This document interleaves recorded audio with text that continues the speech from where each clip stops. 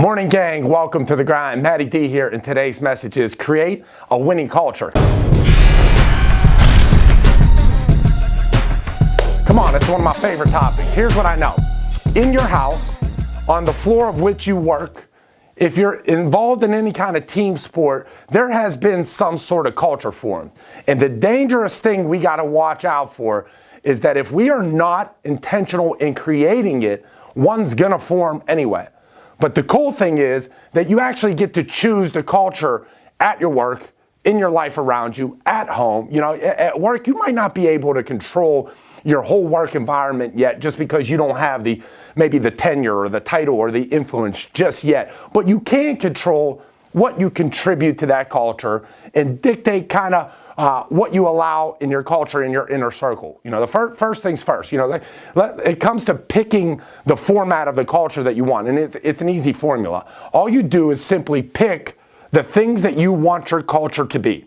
Are they fun, energetic, positive, I don't know, loving, helpful? You know, but once you figure out exactly what you want your culture to be, it's as simple as don't accept anything less than what matches up to the culture that you want. And here's two things. You got to be strong enough for these two things. One, you have to be strong enough of an individual to be able to communicate to those around you your vision of the culture in a way that it excites people and you get buy-in from people.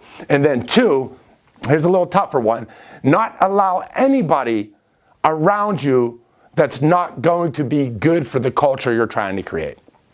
You know, you got to take an inventory of what the culture looks like around you right now. And if it's busted, take a little bit of responsibility for it and start turning it around one action at a time. Small bit of advice. Don't stress. Don't worry about the people who choose to not join your culture. Don't force it on them. You got to cut ties with the vampires that are sucking the life out of your culture right now that you're trying to create anyway. So if you're the leader of the household or the leader of the office, team, whatever it may be, the rest of the people are always going to look up to you in your actions. You have influence. They wear the face of the leader.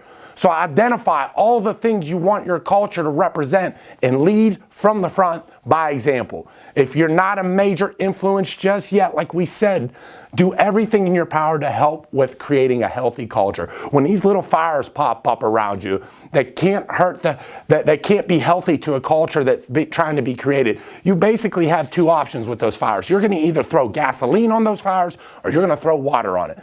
Don't be the person to throw gasoline and fuel it.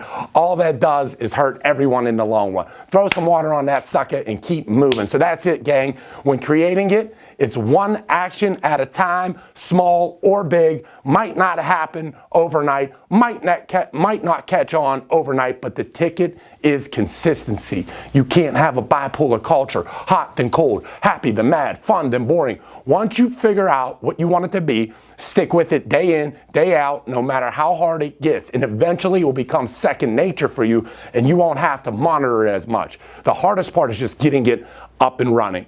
You know, winning culture starting today, guys. Accept nothing less. Thanks for having me in the grind. Subscribe today at simonarias.net.